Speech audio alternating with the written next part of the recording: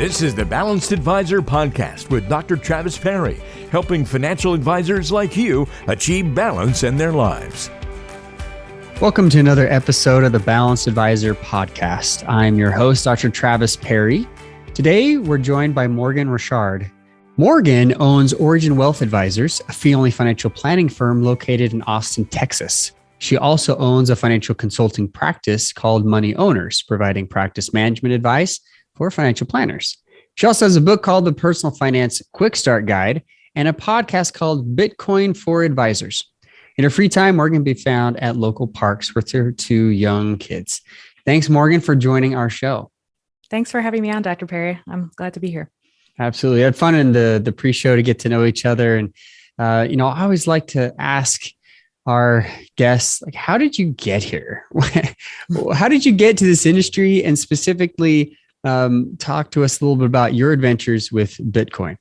Yeah, sure. So I started a long time ago as a derivatives trader. So I think it makes a lot of sense now that I'm a slow financial planner rather than a fast-paced trader. But it's funny how everything evolved. My career started in 2008 during the global financial crisis, and trading was very exciting and sexy and everything that you could imagine it being. But it also is a dying art that human beings really weren't doing anymore. And it really was becoming something that computers were doing. So it seemed very obvious to me after working for this firm for a couple of years that I needed to make a change. And so in 2010, it really wasn't very easy to find other trading jobs. And so I begrudgingly took a job in wealth management at Merrill Lynch, thinking that, okay, well, I need to work and I need to do something different. And then if I want to make my way back, I can, but, at least I'll have a job that's high paying and that'll be a little bit more stable. And from there, I flourished really in these large wirehouses. I worked at Merrill Lynch and then I was also at UBS, like our team moved together. And I liked what I was doing. I just didn't really like where I was doing it. And it was becoming really clear to me that if I ever wanted to make my own schedule and work my own hours and have more freedom about how I would deliver advice to clients, that I couldn't do it at one of these large places. So in 2013, after I'd gotten my CFA designation, I decided to go. I'm sorry, I got it in 2013, but I started my firm in 2014 after sort of looking around and trying to see what was going on in the industry and where I could go. I finally said, you know what? I think the best case would be if I just go out there and start my own business. So that's what I did. In 2014, I pulled the plug. I left UBS and really a well-paying job to just move back in with my parents so that I would have enough runway to get this thing started. I was dating my now husband at the time, and we were doing a long distance thing, and we weren't sharing rent or anything. So I had to cut expenses to make this happen. And from there, my firm kind of has gone through many different evolutions. So it started really more as always fee only, but more of a portfolio management style firm because I had my CFA and I thought that that's what people wanted. And then over time, I realized, no, this is not what people want. People want financial planning.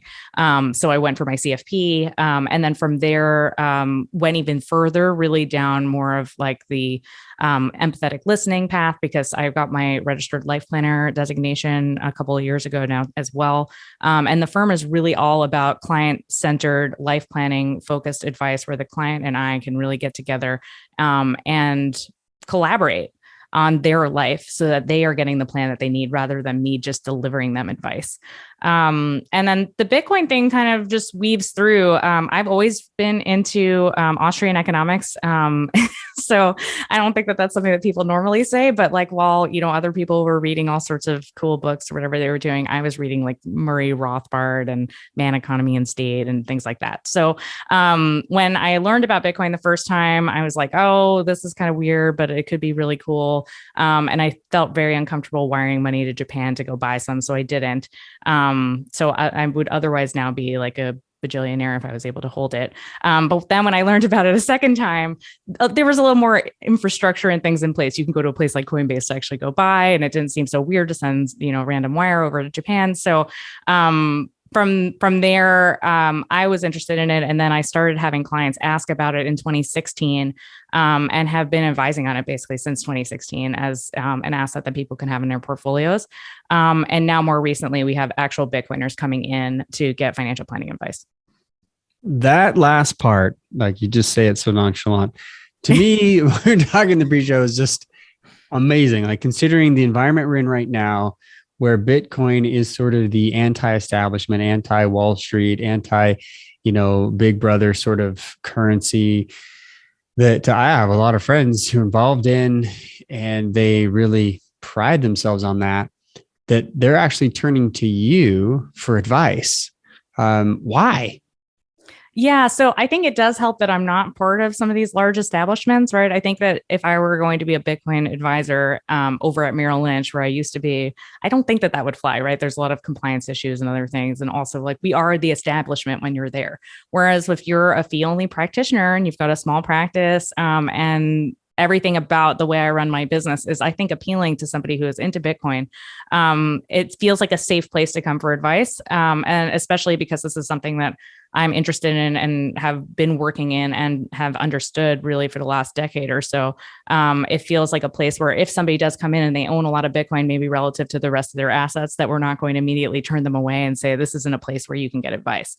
And so that's what we found, is that people who maybe have, more than 50% of their net worth in something like Bitcoin are coming here because there really isn't anywhere else for them to get advice. And they still need advice, right? We still live in our fiat society currently, not in a Bitcoin society. There are still basic fundamentals related to financial planning that will exist no matter what money you use or what society we live in. And people still want to go buy a house, and they still want to save for retirement, and they still want to do estate planning. And they still want to make sure that, like, their legacy is provided for, or the charity that they love is provided for, or their kids are provided for in some way, right? So these types of things don't go away just because we use a different money. And people who are using Bitcoin or who have a Bitcoin mindset need somebody who understands that, who would be willing to help them.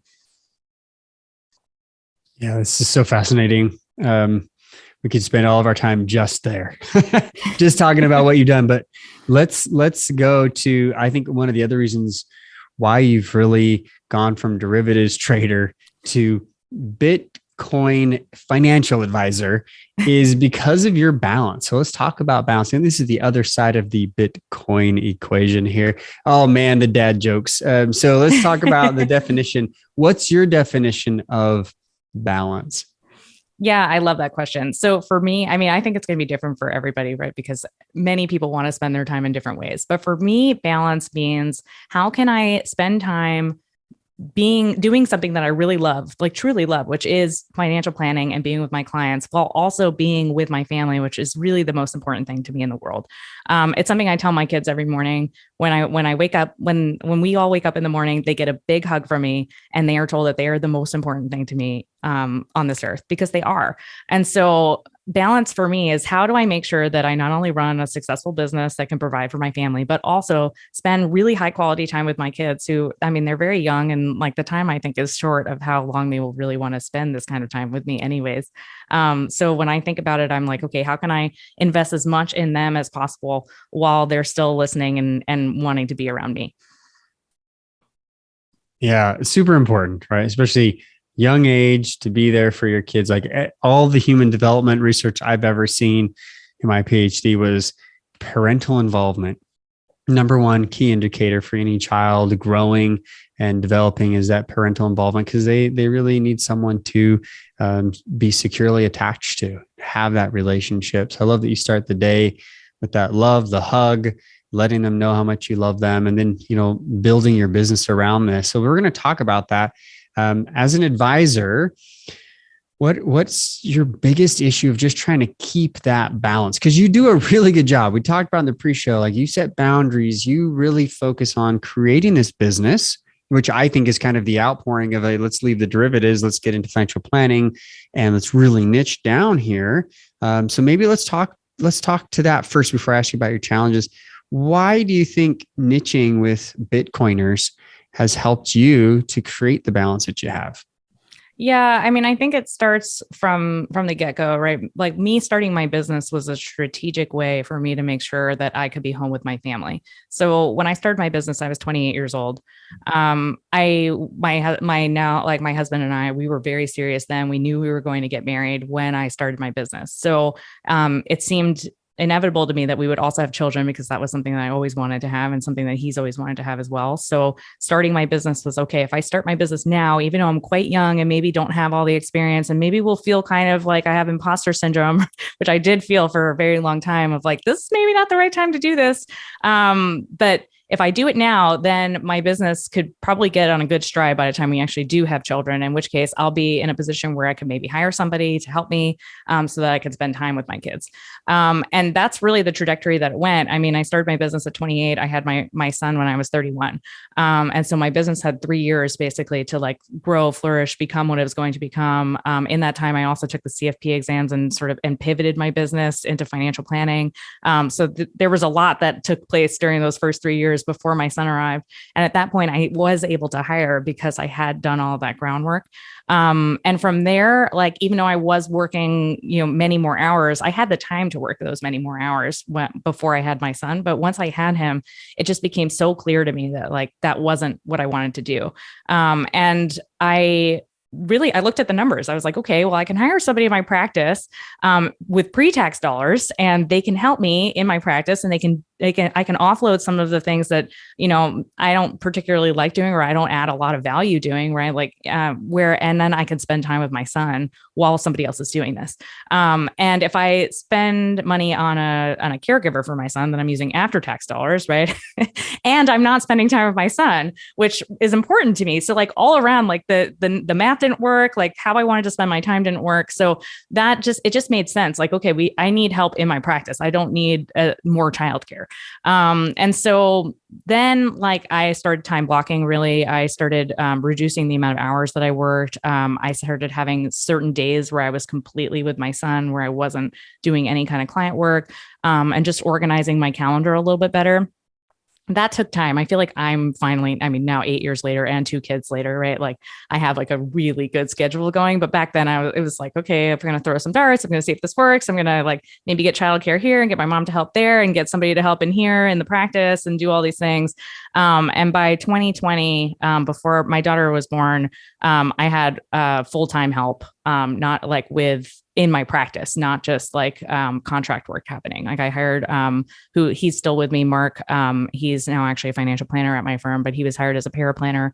And then he transitioned to be a full-time employee at the firm in 2020, and has his own clients actually in the practice. So I feel like there's been a long road to getting where we are today, where like I only work Monday, Wednesday, Friday from 9 to 3. And my calendar's totally blocked out on Tuesday, Thursdays. I don't take client calls or meetings. I'm with my kids. I try to end my day at 3:00, sometimes 3:30, but I'm with my kids in the afternoons too. So it's like, even if I'm not with them during the morning, at least I have part of my day with them too, or I'm ending on a good note. And then from there, like the Bitcoiner thing, I think that was just sort of a natural evolution of me marketing my book. My book I wrote in 2020 as well, and I started marketing that at the end of 2020. And Bitcoin is kind of something I've always been interested in, and something I did write about in the book, even though the book is predominantly about fiat financial planning. And I just felt like it would be a good way to stir up engagement and get people interested. It would be a good way for me to just market, not necessarily thinking like, okay, this will actually become my niche. And so that's not what that's not what happened really. It was kind of sort of unintentional, I guess. Now that we're talking about it, it wasn't really like, okay, if I do this, then I will have Bitcoiners come into my practice. But that is what happened. And it's actually been kind of nice, because a lot of the people that I'm now working with and dealing with want similar balance in their lives as well, and are family people, and are seeking what I've actually built. So I find that kind of interesting, as like coming full circle of being able to work with people and help them achieve what I currently have. Yeah, I love this. Two things: that you're so personal and specific and purposeful about creating time block, right, for your family. Honestly, there are 3 things that advisors usually talk to me about when it comes to balance. It's usually, I need to take more time to be spiritual, whatever that means to you. I need to take time to be, more healthy with my body, to keep my body really in balance. And then 3 is time with family. Like those are the equation. Like that, those top 3 are usually what we equate to what balance is. And so, blocking time, ending time in the afternoons, and being present, that's so important to you. And yet you've also taken that as these other individuals who just happen to be, Bitcoiners, they want that too. So I want to help them with this piece. I mean, you really are helping them achieve a sense of balance as well. But the book, you and I both know books can absolutely move the needle when it comes to scaling and niching. And there's all sorts of ways to niche. You don't necessarily have to go full board, the next day. You can really define this as you go. But a book is a great way to say this book is for this population, right? Because you will get clients from the book. You can get clients before, during, and after the process. And it has absolutely been some of the best marketing I've done. And for a lot of advisors we've interviewed, most want to write a book, most want to be where you're at, where they have the content, because now the content allows you to scale, right? You're not out there having to stand on the soapbox. That's what the book is for. It scales for you. So I love that you're talking about this. So let's talk about where you struggle the most. Where are your biggest struggles when it comes to trying to scale the business while keeping the balance that you already enjoy that's so important to you? What do you think are some of the biggest struggles or trials you have with that? Yeah. So when I went through my registered life planning designation, it wasn't me who was on the spot during this specific question, but there was another person in the room where he was being questioned about how he spent his time.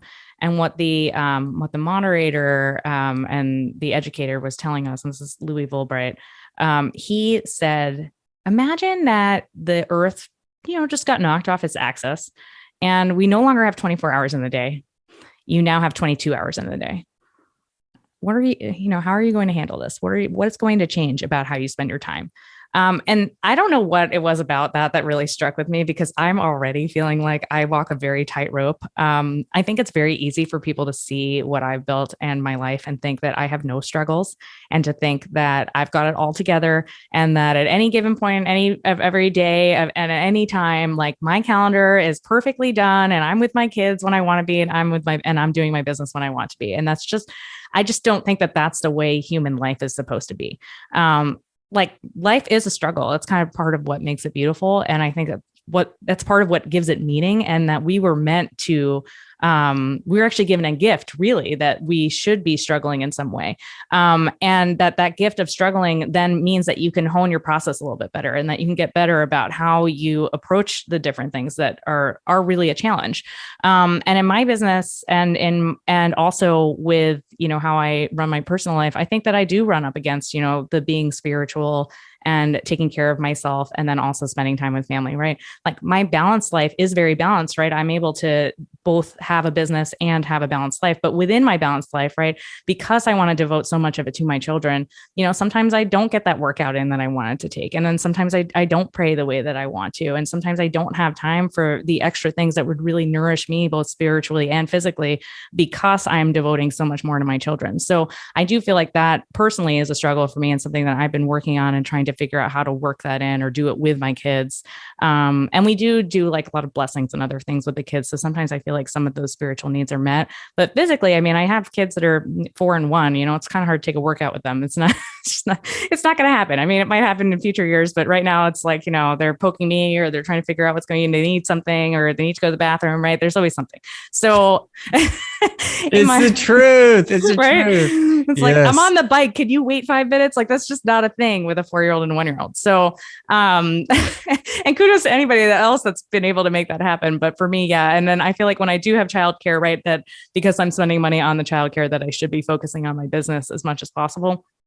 And that, I think, is just a mental struggle for me, because just because I'm spending money on childcare doesn't necessarily mean that I need to be 100% producing to make up for that expense. Like, I think that I could be better about maybe devoting some of the hours during my workday to maybe taking care of myself as well. So that personally, I think, is a struggle always. And then from a business standpoint, it's making sure that I have enough time and hours really for my clients, right? I have a very, the fees in my practice are quite high. We charge a flat fee based on net worth. We predominantly work with people who have between 3 and 10 million in assets. And that was done on purpose so that I could charge a high fee and be able to be with my family and have all the balance. But then it also does mean, though, that these are people who expect, very high touch, good experience, that no detail is left behind. And that, that that I am there when they need me. Because that's what I have marketed, is that I am there for you. That's why we have created this business.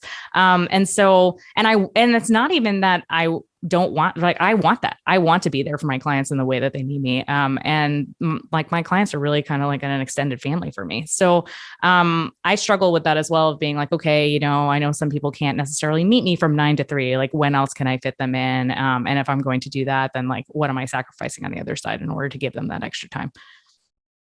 Yeah, you said a lot there that we could probably spend a bunch of time unpacking. But the thing that you mentioned there is that what are you sacrificing in place of that time? Time management is absolutely a big part of achieving balance, but it's not the only thing. Like what you're talking about is priorities. Mm-hmm. How do I fit these other priorities in when really time with family is so important, right? But if you're not, spiritually and physically feeling uplifted, what is it you're actually giving to your family? I like to use that analogy a lot. Like, well, how much do you have left to give? Working moms, like I'm not a working mom like that. To me, there's the book called the Second Shift. Like, you're always a mom, and then you have work on top of that.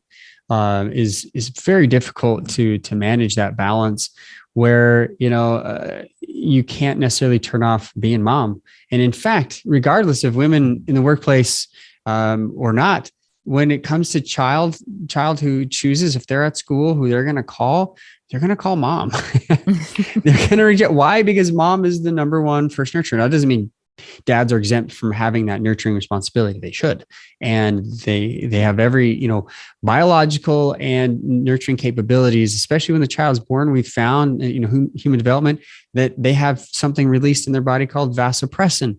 That is the same type of hormone that women have released to create attachment with their children. So men have that as well. But when it comes down to it, most kids would choose mom over dad. Now, there are exceptions out there. I'm being very statistically average. Okay. But that puts a lot of pressure. Like, how do you keep that balance? Because even as you're saying, like, even if we have childcare, they may just need mom. You may need to take a break, and you may need to do other things. So that is a definite juggling act that you're doing. When it comes to growing and scaling the business, we've talked about this in the pre-show too, where you have a high fee structure. It's flat fee based on the net worth. You really just want to have a small group. You want to have a really specific niche. But the interesting about that is you're going to have more business because you're doing it that way. Yep. And because you're creating this scale. What do you think that other advisors struggle with when it comes to scaling their practice? What have you seen that they're like, oh man, Morgan, I really admire you, but I'm really struggling with this or the other in this industry? What do you think that they are maybe not doing very well when it comes to trying to scale while keeping that balance? I think saying no is the most important thing. I'm a huge fan of no. I'm also a huge fan of like the complicated, like asking for complicated things, because the worst thing that'll happen really would be no. So one of the things that I used to like to do when I first started my business, I had trouble with this, of like being able to ask for what I needed. So what I would do is I would go to Starbucks and I would order like a retardedly, ridiculously, just a ridiculous drink that had everything in it for no reason at all, really. It was just so that I could practice asking, because I was so bad at asking. Like, I would have trouble just being like, hey, can I have a latte? So to then add like 20 things to that latte was so difficult for me. And I would do that. And, the worst thing that would happen would be, obviously I would get the worst drink ever, because I would get really bad drinks from doing that. But also that they would just say, no, we can't make that. And sometimes just hearing no is like hearing it from somebody else towards you makes you be like, okay, it's not so hard to hear no. But then it's also like, well, I can also say no, I can also get out there and just be like, no, I don't want to do that. I need to prioritize what's really important to me and what is going to make the most sense for me in my practice. Like we were talking about, right? If there were only 22 hours in the day versus 24, like 24 isn't really that many hours either. You got to spend some time sleeping, eating. You want to spend some time on yourself. You want to maybe spend some some time with your family.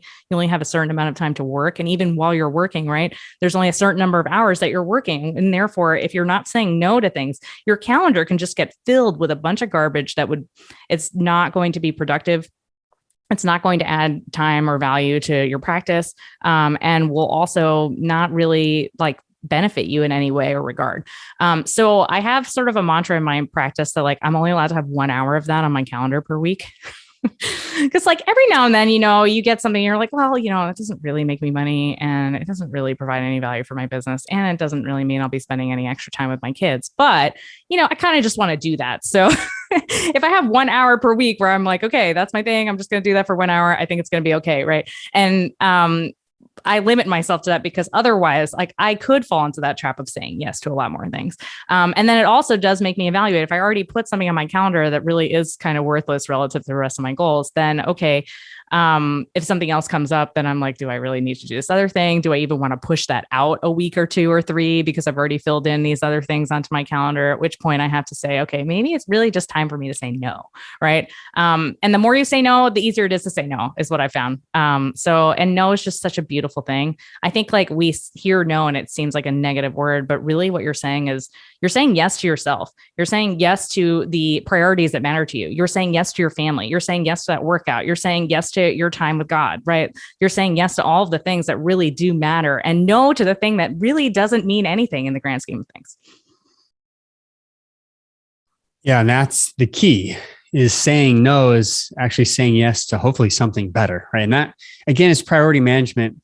When we talk about achieving balance, and I wrote this book, one of the best reviews I got on this was, this is the best book on priority management I've ever read. I thought that is it. That is my favorite review so far of the book, is just exactly right. How do you manage those priorities? Unless you have an ideal calendar, unless you know how to organize those priorities in the sort of the macro, it's very difficult in the moment to make those choices. But if you have the macro, the goals, your values, your long-term vision in place, and then the ideal calendar just becomes a habit. Becomes no, I don't do that on the weekends. I don't do evening appointments. Or, if you're flexible and you have that built in, where you can move things around to, great. Then you know what your boundaries are. When to say no, right? I think that's probably the issue. Yeah, for sure. I would also say adding more of a spiritual practice for me has been really life-changing. We moved to Austin about 3 years ago.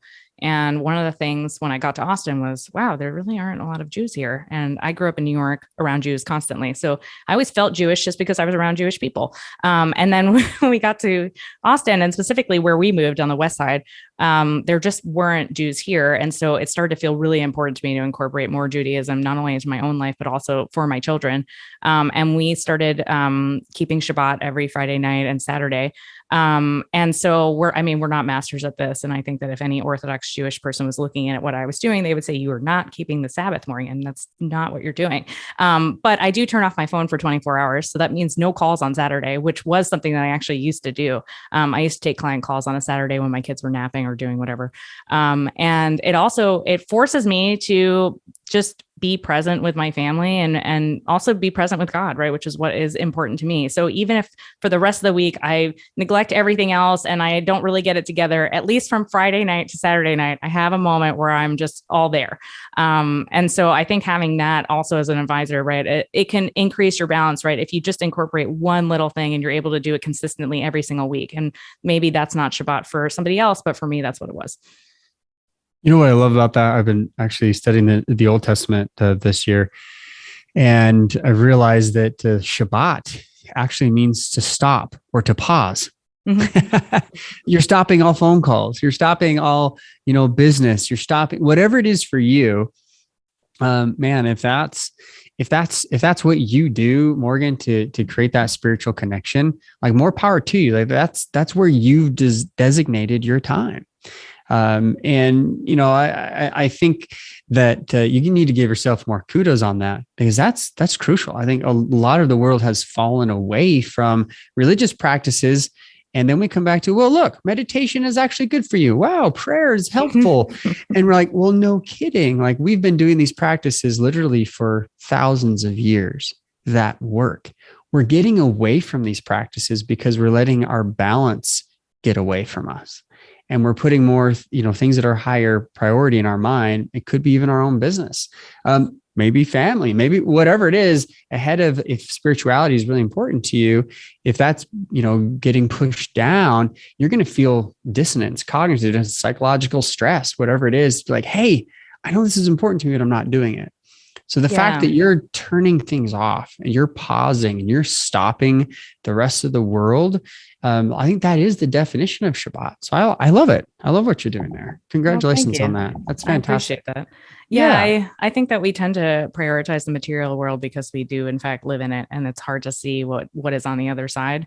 But the more that I've been connecting with my more spiritual aspect, and with my soul, really, the more I found that I get more inner peace, right? And that I don't actually think that balance can be achieved without that. I think that I did actually live a life of balance before. If you looked at it from the outside, it was balance, but inside I didn't feel that way because I always felt like I was being pulled in so many different directions. But when I've been able to stop and pause and think about God, and really put a stop to a lot of the negative energy that was pouring through me, even amidst all of this balance. That's really like why I think things have been a lot better for me, really over the last few years. And I encourage other advisors to turn to that because I feel like, especially to your point, like we are turning away from this. We think as we live in a more secular society and a more global world, and the more that we learn in science and all of the advancements that we've been able to make as a society, that we think we don't need that Old Testament stuff, that old stuff that people used to do. But there's really a lot of wisdom there. And I encourage people to turn to it. Yeah, love it. What you said there too is, this is the other finding I'm seeing, is balance is more of a feeling. It's more of, this is where I feel I'm at and how I'm doing. So if you are really stopping on Shabbat, or whenever you create your Sabbath, whenever you create time to just meditate, pray, whatever it is for you that makes that spirituality, you will feel more filled up. You will have that energy. Because we are spiritual beings. And actually, that is the number one category of all the priorities I've asked thousands of advisors and business owners. They say the number one priority in their life is their spiritual health. Interesting, right? Yeah. Isn't that, it's quite a dichotomy of, wow, we know that this will bring us balance, yet we're all searching for it. We just know, like, man, if we could just make time for that, make time for our spiritual health, it really does help us to fix that sense of feeling. So this has been a fantastic conversation. I hope those of you who've been a fly on the wall, then listening to this back and forth about what really is balance, where we're struggling with it, all of us, even the best, right, Morgan, who are trying to achieve this, we're out of balance a lot of the time. And it really is about the recentering, getting back on track, creating systems, boundaries, calendars, saying no, a lot of the things we've been talking about here today. If there's any other piece of advice you'd give other advisors on trying to scale your business while keeping your balance, what would it be? Yeah, I would say to focus on the clients that you want to have. There are so many potential clients out there who want to work with an advisor. That doesn't necessarily mean that they have to work with you. And I think that's really easy every time. I'm drawn to this as well. Like as soon as we have a prospective client come in, and Mark, my associate, handles all of the prospective clients. It's really quite nice that he could be a bridge there to meet the demand that we have. But we're always still talking about behind the scenes, whether or not that's somebody that we want to work with for the next 10, 20, 30, 40 years. And if you don't want to work with that person for 40 years, then you shouldn't be taking them on today just because you maybe want to add some sort of revenue quota or whatever else it is. I think focusing on the long term is going to really provide the most value to both you and the client, and will also keep you in a position where you're not getting drained by a client, where you're not being pulled out of balance because you've got this one person that you never should have taken on to begin with. And so I would say for advisors who want to grow, focusing on the right growth, focusing on the right client for you is going to provide the most value for you and your client. Well said. I appreciate your time. Thank you for having this discussion about balance and for being on the show, Morgan. Yeah, thanks so much for having me on, Travis. It was a pleasure.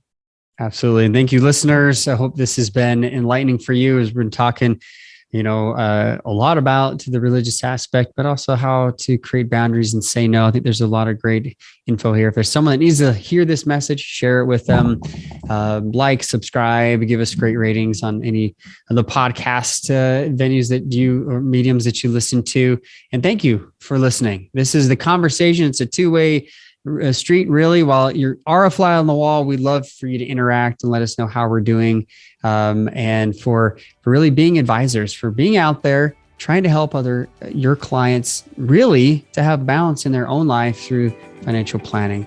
And remember, live life on purpose.